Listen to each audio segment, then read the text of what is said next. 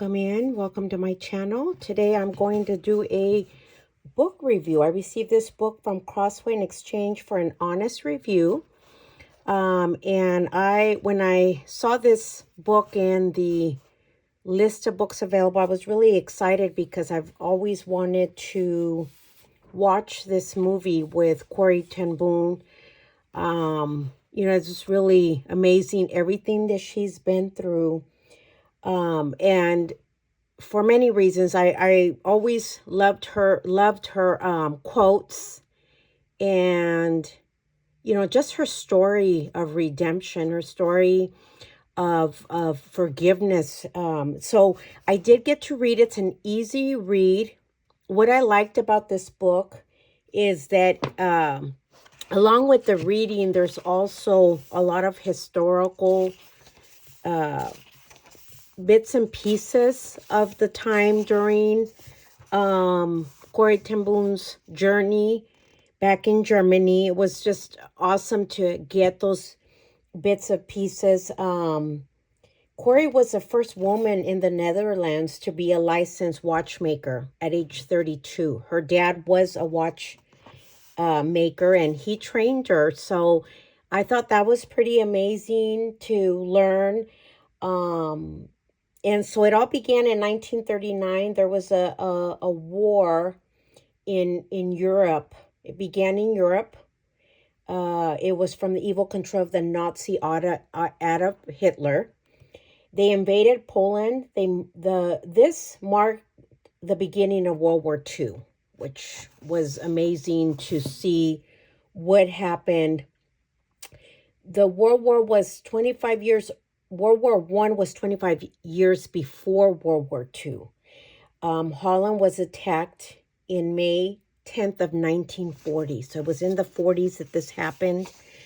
The Nazi group was led by Hitler. They believed they were inferior to the Jewish people with disabilities, and anyone who didn't have light-colored skin. So that was also impacting to me when I was reading, because they did not like, Hitler and his followers did not like Jews, didn't like people with disabilities. Many had to hide. And the only way to get food was having ration cards. They were not given to Jewish people, so somehow they would have to obtain these cards.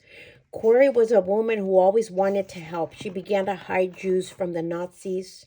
She was a friend that decided that she needed to have a hiding place for the guests when she was assisting those that were in hiding.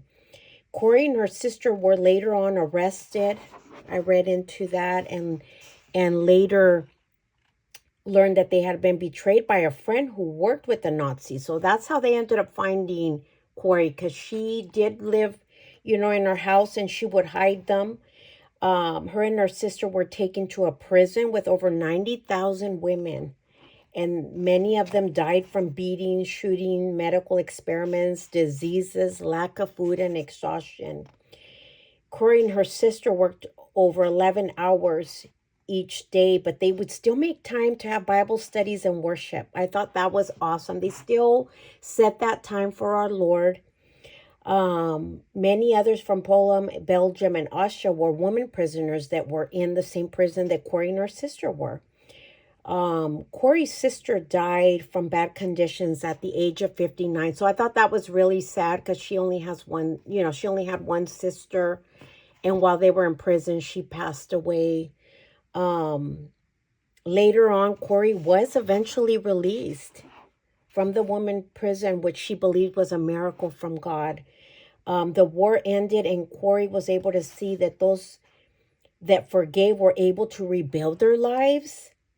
And those that were not able to, they did not heal and were not truly free. So this book really brought to mind to me, the power of forgiveness. You forgive others, for yourself. And she really had a strong faith in our Lord Jesus Christ.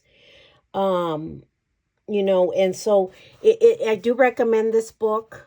I can't wait to watch the movie. I know my husband's mentioned it to me a couple of times, and I thought, you know what, I need to watch the movie. So This was a great, easy read. I know for those of us that are really busy sometimes, it's hard to get that reading time. I know this was definitely something that I can manage.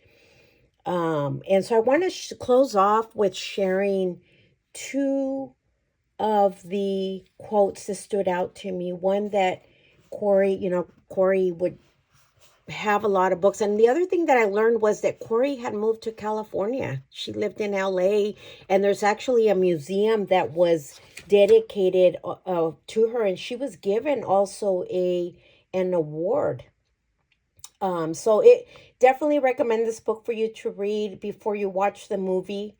So back to the two quotes that I want to share. One is, God's love and power is available to us in the trivial things of everyday life. And then the one that also stood out to me in this book was, forgiveness is the key that unlocks the door of resentment and handcuffs of hatred. It is a power that breaks the chains of bitterness. So I hope you get to read it. If you do, please come back and let me know what you thought of it. And thank you for listening. Have a great week.